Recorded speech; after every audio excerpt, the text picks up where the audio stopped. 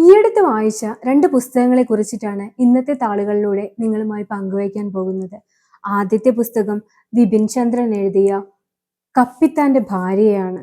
രണ്ടാമതായി അശ്വതി ശ്രീകാന്തിന്റെ കാലി എന്ന പുസ്തകത്തിലുള്ള കൊക്കൂൺ മുതൽ ആകാശം വരെ എന്ന ചെറുകഥയും. വായിച്ചു കഴിഞ്ഞപ്പോൾ എവിടെയൊക്കെയോ സാമ്യം കാണായിരുന്നു ഈ രണ്ട് പുസ്തകങ്ങളിലും. രണ്ട് പുസ്തകങ്ങളിലും ആനിയമ്മ എന്നുള്ളൊരു കഥാപാത്രമുണ്ട്. ആദ്യത്തെ പുസ്തകത്തിൽ കപ്പിത്താന്റെ ഭാര്യയായ റോസ്ലി ആന്റിയുടെ സഹായിയായി കൂടെയുള്ള ആനിയമ്മയാണ്. കഥയുടെ ചുരുക്കം, തന്റെ ഭർത്താവായ ക്യാപ്റ്റനെ കാണാതായിട്ട് ഒരുപാട് വർഷങ്ങളായി. അദ്ദേഹത്തിന് വേണ്ടി മാത്രം കാത്തിരിക്കുന്ന റോസ്ലി ആന്റി. റോസ്ലി ആന്റിയെ കഥാകാരൻ വിവരിച്ചിരിക്കുന്നത് വളരെ ശക്തിയായിട്ടുള്ളൊരു സ്ത്രീയായിട്ടാണ്. ഒരുപാട് പ്രായമായെങ്കിൽ കൂടി ഒറ്റയ്ക്ക് കരാട്ടയും വ്യായാമങ്ങളും ഒക്കെ ചെയ്യുന്ന റോസ്ലി ആന്റി. തോക്കുപയോഗിക്കാനും വണ്ടി ഓടിക്കാനും അറിയുന്ന റോസ്ലി ആന്റി. മക്കളെല്ലാം ഉണ്ടായിട്ടും അവരുടെ കൂടെ പോകാതെ ഒറ്റയ്ക്ക് താമസിക്കുന്ന കപ്പിത്താന്റെ ഭാര്യ. എന്നാൽ അശ്വതി ശ്രീകാന്ത് എഴുതിയ കൊക്കൂൺ മുതൽ ആകാശം വരെ എന്ന ഈ കഥയിൽ ആനിയമ്മയാണ് കഥാനായിക. എന്നെ വളരെയധികം സ്പർശിച്ചിട്ടുള്ള ഒരു കഥാപാത്രമാണ് ആനിയമ്മ. ആനിയമ്മയുടെ സഹായിയായി ഒരു തങ്കവുമുണ്ട്. കഥ ആരംഭിക്കുന്നത് ആനിയമ്മയുടെ ഭർത്താവായ ജേക്കബ് സർ മരിക്കുന്നതോടു കൂടിയാണ്.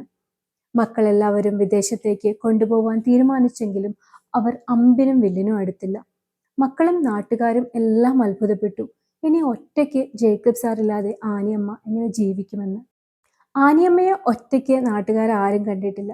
ഇണക്കുരുവികളെ പോലെ എപ്പോഴും ജേക്കബ് സാറിനൊപ്പം മാത്രമാണ് ആനിയമ്മയെ കണ്ടിട്ടുള്ളത്.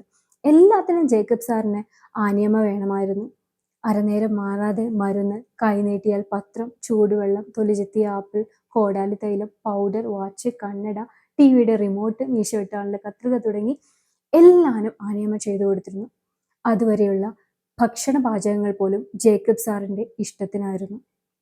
മരണശേഷമുള്ള ആചാരങ്ങളെല്ലാം കഴിഞ്ഞ് എല്ലാവരും പിരിഞ്ഞുപോയി. തങ്കവും ആനിയമ്മയും ആ വീട്ടിൽ ഒറ്റയ്ക്കായി.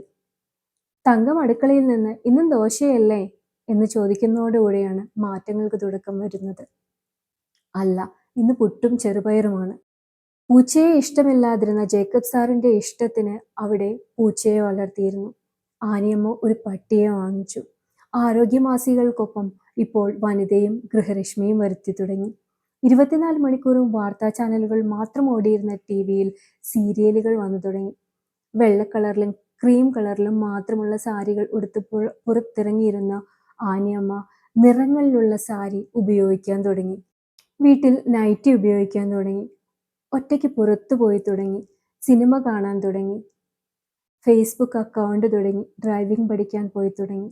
ആരോടും പറയാതെ ഫഹദ് ഫാസിലിന്റെ സിനിമ കാണാൻ പോയി തുടങ്ങി എന്നെല്ലാം ആ പുസ്തകത്തിൽ വിവരിക്കുന്നുണ്ട്. ആളുകൾ എല്ലാവരും വിചാരിച്ചു ജേക്കബ് സാറിന്റെ മരണത്തോടെ അവർക്ക് മനോനില തെറ്റിയതാണ് എന്ന്. എന്നാൽ ആനിയമ്മ തങ്കത്തിനെയും കൂട്ടി ഷിംല, മണാലി ടൂർ പാക്കേജ് എടുത്തു. പുതിയതായി പെറ്റ് കെയർ തുടങ്ങാനായി, വളർത്തുമൃഗങ്ങൾക്കായി തുടങ്ങാനായുള്ള പദ്ധതികൾ സ്വപ്നം കണ്ടു. ഇതുവരെ കാണാത്ത സ്വപ്നങ്ങൾ, ഇതുവരെ സാധിക്കാത്ത ആഗ്രഹങ്ങൾ എല്ലാം ഭർത്താവ് മരിച്ചതിൽ പിന്നെ ആനിയമ്മ നേടിയെടുത്തു.